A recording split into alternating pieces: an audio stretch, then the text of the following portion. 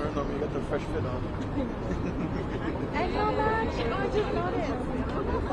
I know. Rumi's match. We're going to stand not too close to each other. I matched with Alpha. Mix in with that dark blue. Yes. So that ¿cómo se va a medir? Bien rápido, una foto bien rápido. Bien rápido, Juan. I smiled. Sorry. I was like, I know something to smile. Okay. Yeah, okay. Thank you. We're gonna get started. Okay. Good morning, everyone. Buenos dias. I am State Representative Norma Hernandez, representing the 77th District, and proudly this year's co-chair, or this term's co-chair for the Latino Legislative Caucus. And I'm here today to share the anger and the disdain that all of us are feeling inside. And I know none of us thought that in the year 2025, the President of the United States would choose to spread lies and fear about our communities and then use the National Guard to attack all of us. The ignorance of this decision is staggering. At a time when crime is at an all-time low, not just here in Chicago, but across major cities in America, this administration is ignoring the truth, which unfortunately isn't a surprise anymore. Crime is down because of the strategic investments in community-led solutions that work. Our neighborhoods are safer because of these efforts, not because of troops or more reactionary policies that don't place people first. Instead of building on that progress, this administration is moving us and our work backwards. They are lying to the American people and creating a false narrative of Chicago that simply isn't true. And what worries me the most is the chilling effect that this will have on our streets, especially our immigrant families. People not going to work, families not going to grocery stores or church services, kids not going to sports or school, intentionally destabilizing our communities, which is what could lead to increase in violence. And for what? Because the White House occupant is a vindictive, xenophobic, and authoritarian liar, and has his eyes set on our beautiful people, and will make this incredible and welcoming state. The presence of the National Guard will not bring safety. It will bring fear, hurt small businesses, and it will traumatize and re-traumatize families who are still healing from the past harm. And it will do nothing more than feed a base of cruelty, evil, and hate. A part of why the Trust Act exists is to ensure people feel safe calling their local police about safety issues. This will end that. People experiencing domestic violence, a medical emergency, or want support from law enforcement efforts will no longer feel safe talking to local authorities. We are here to ensure that doesn't happen and that we do everything within our power to fight back these overreaching and dangerous efforts from this administration. I also want to say how deeply grateful I am for our grassroots coalition of organizations, for the rapid response networks, and for every community leader who is doing everything possible to protect our people. It's through their love, their passion, and their commitment that Illinois is best positioned to withstand this attack from Trump. And today I look forward to hearing from them, our organizers, our advocates, our leaders, on how we can all continue working together to defend our communities and build the future we deserve. And now I'd like to introduce my colleague, our amazing fighter here in Illinois, Delia Ramirez.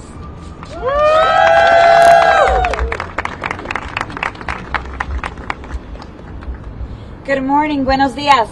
Buenos dias. Buenos dias. Buenos días. I want to start by thanking the Latino Legislative Caucus here in the state of Illinois and its co-chairs who put together this press conference. In a time when the federal government is being weaponized against its very own people, it is so important and a powerful reminder that we're not alone when you have the General Assembly of the state of Illinois, specifically the Latino Legislative Caucus, holding the line, taking a stand for our community. So I want to thank all of you for putting this press conference together today. And I also want to say that in a time such as this, where it feels like it's overwhelming, we wake up every single morning. If you're like me, you go to check the news and what's the latest. You can become overwhelmed by another executive order Another executive order because the president has decided that he no longer respects co-equal branches of government and he doesn't really respect the law, so he continues to issue these unconstitutional executive orders. But I am so grateful that we have electeds at every single level of government, whether it's at the state level, at the county level, or at the city level, that are holding the line in this moment.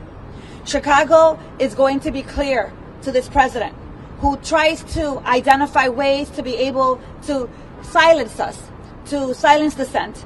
But that the attacks on Chicago, Illinois are not about safety and security. We know that. They're about trying to terrorize the resistance. Because Chicago is an organizing town. A town that understands that the only thing that makes its beautiful downtown beautiful is diversity that makes up the city of Chicago. And yet Trump and his loyalists are willing to weaponize the government against political opposition and communities because we resist these unconstitutional agendas. Deploying troops in a violent spectacle undermines the rule of law, the separation of powers, and state sovereignty. The reality is that I don't know if Trump understands what's a president and the difference between a president, a mayor, and a governor. He can't be all of them. And so I think it's important that as we're standing here today, that we are clear. We are prepared to protect our communities, and that our colleagues here in the Latino Legislative Caucus are going to do everything in their power with our colleagues in the county and certainly with the city and us in the Illinois delegation to hold the line. I want to wrap up in saying this. Someone asked yesterday, one of the reporters asked, well, doing a protest, I know there might be a protest coming up during Labor Day, isn't that going to egg him on so that he then decides he wants to come here? Let me be very clear. Donald Trump is trying to ensure that we stop protesting. Donald Trump wants to make sure that he moves us and shoves us into submission so we stop resisting him. Not doing a rally or a protest or a press conference is exactly what he wants, and we are not going to give him that pleasure. Is that right? That's right. Frankly, it is the opposite, because we know we're not alone. That in these scary times, we are committed to protecting our immigrant neighbors, and we're not going to retreat. We're actually going to double down. And as Trump continues his unlawful militarization in democratic cities, I want you to remember that power is in community, in the community of leaders that are here today from various organizations. So for those of you that are asking yourself, how do I take a stand in this moment? Get connected with these organizations, whether it's ICER or OCAT, join a rapid response team, because it is our responsibility to hold the line. And as a member of the Department of Homeland Security Committee, I'm going to tell you this.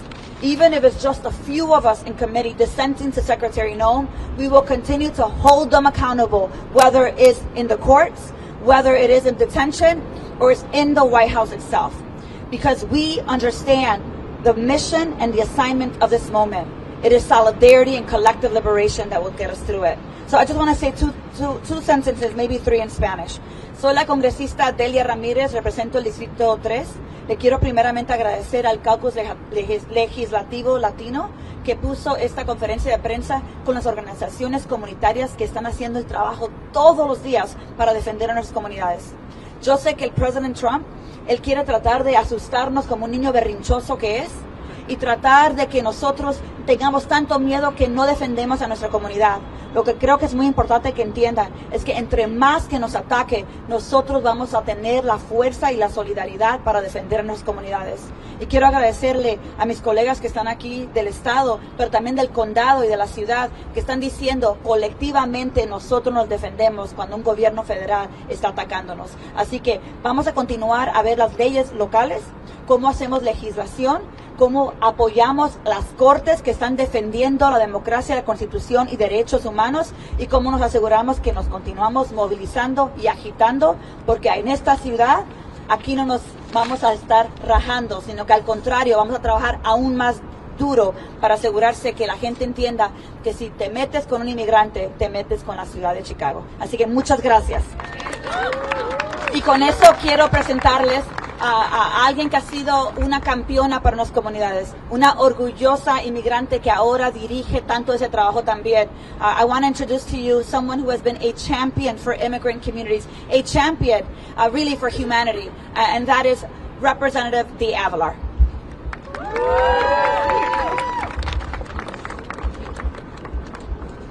Good morning, everybody. State Representative Dagmara Avalar, proudly representing the 85th District, which is in the southwest suburbs. Illinois has always been a place shaped by immigrants, families who come here seeking safety, opportunity, and the chance to contribute to something greater than themselves. I know this because my family did this in October of 1999 when we made Illinois our home. Our stories are woven into every corner of the state, from Chicago's neighborhoods to the suburbs where so many of us live, work, and raise our children.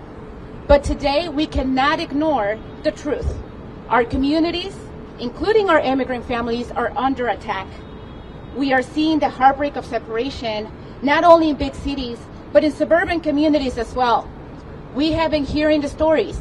We have been driving around our neighborhoods doing migra watches, because it's not just happening here, it's happening throughout the state. Children are going to school with the fear that a parent might not be there when they get home. That is just not right. Families who have lived here for decades, who pay taxes, who serve in our churches, schools, and workplaces are being torn apart. Let me tell you this is not just a policy debate. This is about humanity. This is about our neighbors who help shovel out our sidewalks during the winter, who coach our kids' soccer teams, who stand next to us at grocery stores and pray beside us in our houses of worship. When immigrant families are threatened, the fabric of our entire community unravels. And we cannot let fear divide us. We cannot allow injustice to become normalized. Illinois has the chance and the responsibility to stand firm and say, not here, not our families, not our communities. To every immigrant in the state, you belong here. Your dreams are Illinois' dreams. Your struggles are Illinois' struggles. And your future is bound to ours. So with that being said, thank you so much. It is my pleasure to introduce somebody who has been in the fight for decades, a former co-worker of mine who I still believe is a sister to me, Veronica Castro with the Illinois Coalition for Immigrant and Refugee Rights. Good morning. Buenos días. Buenos días. My name is Veronica Castro. I'm the Deputy Director at the Illinois Coalition for Immigrant and Refugee Rights. It has been a long mantra that we keep us safe. Communities looking out for one another is a cornerstone of our movements. Together with community partners, movement allies, and many of the elected officials here today, we have worked to make Illinois a welcoming place for all people. The harm ICE is inflicting is not new. ICE has always been a bipartisan deportation machine, with increasingly large budgets approved by both parties in Congress.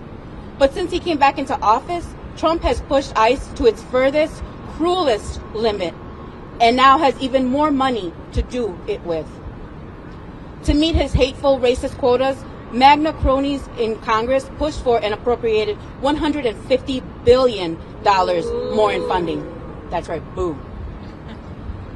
It's at the expense of health care, cuts to programs like SNAP, and the long-term stability of so many families across the country.